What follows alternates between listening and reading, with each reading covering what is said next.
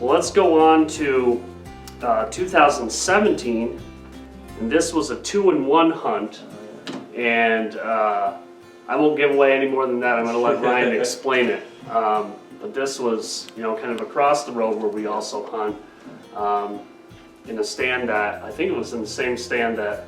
It's been in the same stand that I've shot a lot of deer. Yeah, we all have. Yeah. We've all shot a lot of deer out of this particular stand. But I always give him credit. It's his stand.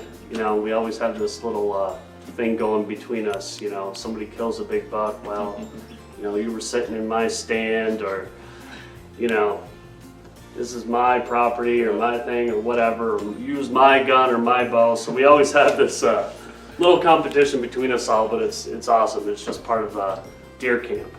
But anyway, without further ado here, why don't you describe the 2-for-1 hunt? Of course. All right, so like I said, went up to that stand way up top one day, and it was kind of later in bow season. It was later October, beginning of the rut. So I was hunting, was trying to wait for a nice buck, you know, and I've been seeing deer all day. They've been running through there, nice cold evening. And then my father texted me, he's like, hey, next deer you see, just shoot it. We need some meat in the freezer. One of my buddies does. So I was like, okay, cool. So like about another hour passes. It's about 3:30 in the afternoon. See this doe by herself coming through, just trotting through, literally right behind the stand. So I stand up, grunt at her, stop her, shoot her. Boom. Drops, I heard her drop like 30 yards away. So I call my dad, I'm like, hey, I got a deer down, you want to come up, grab the deer, and then I'll just come back down with you, like I'm probably done for the day. So I can hear the four-wheeler, it was like 5-10 minutes later, and I hear the four-wheeler coming up. I'm like, oh, perfect.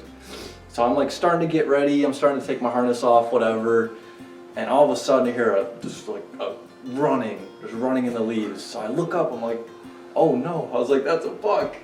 So I get my bow ready, take my quiver off, put it down, rack another arrow in there. I stand up. This buck literally followed the same exact trail that doe stopped, or that doe ran. Right. Stopped him, same exact spot. I think my dad still has the video, or the picture. The arrows are laying this far apart. Literally right next to each other where I shot this deer. I'll have to look that up. Yep. I think he still has the video, and I shot him, and he ran probably about 30-40 yards, and they were laying right next to each other, like 5-10 yards apart. So I was like, that was insane. I was like, he was probably on her. He was probably on her from getting his action going. Just during the rut. Yep. Wow. So yeah, that was fun. That was a really cool experience. And as soon as I shot him, they came over the hill. Right. Yep. So that was the most wild part for me. I was like, 30 seconds later, and he probably would have seen him. And the buck fell close to where the doe was too, right? Yep. Like, so they both, Yep. The arrows were close together, the buck and the doe we didn't have to do anything, really. together. Just dragged it next to each other, and it's perfect. Wow. Took some pictures. And that's something, I mean, you don't see very often. It wasn't a giant buck, but it was a little basket rack, but it was just that, it just happened so fast, you know? Yeah. It's like, I have to at this point. Like, everything's going on, they're coming to get me, I already got one down, like. Right. So that kind of ended my season for me, but it was good. I was happy about that. That was Absolutely. No, it's a great accomplishment. It really is.